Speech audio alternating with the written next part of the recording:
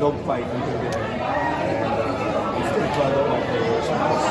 Even we're undermanned and vulnerable, we still give a good fight for Raymond. Let's go with Coach Shen for Raymond.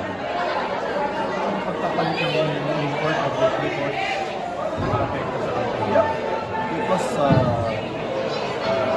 affected by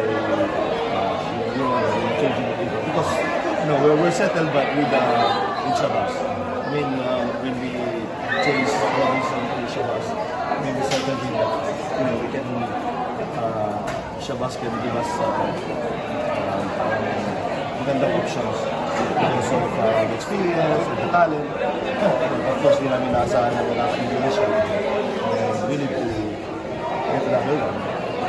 Yung napahirap sa amin. Medyo nung na-enjoy siya sa bus, doon kami medyo nag-hanap na medyo mas mabilis kasi nga. But we found someone na talagang makakatulong sa amin. We're very thankful to Jimmy to Jabali for an opportunity na palaw siya sa amin, plus the fact na gave everything. Talagang makikita mo naman kung gano'n din ba tayo na o gano'n na gusto yung effort. So, very thankful at appreciate namin lahat ng ginawa. Si Lucero po, yeah, that's another issue because Savior was playing great for us for this conference. He averaged double-double, almost double-double. Pag nawala niya, medyo talagang malaking bagay. Although, everyone step up, everyone gave their share. But of course, it's different when we have Savior. He will be na-test naman siya based negative, but we need to be more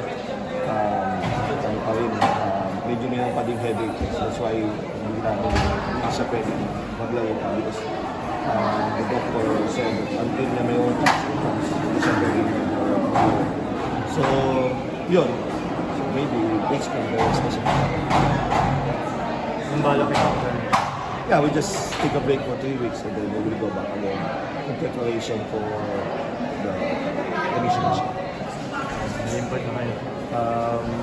Ngayon na, but we'll try to bigay maybe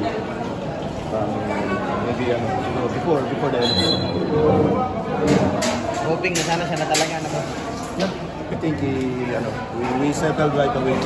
I mean, ano naman yan? I mean, the import is like parang ano din baga sweltihan din.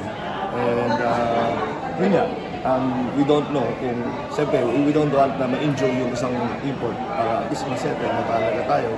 Pero yun nga, hindi natin naasahan na ma-enjoy si Muhammad. But yan, maganda pa rin naman. At least we extend the series to Game 5, do or die.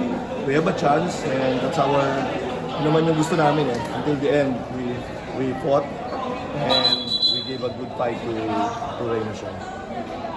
Coach, yung Raymond obviously is a young team pero sa pinakita nila back-to-back conferences niya, nag-semifinals sila. Would you say na parang pwede na silang ihanay sa mga perennial contenders? Yeah, because they are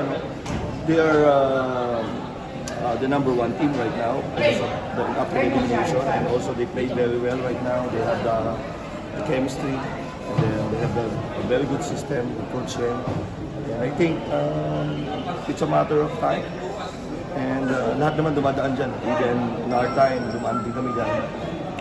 It's all about getting to know each other, parang ganyan, chemistry, and then experience. So the things there is getting the right time to be a champion. Coach, salamat. Thank you, guys. Coach, thank you.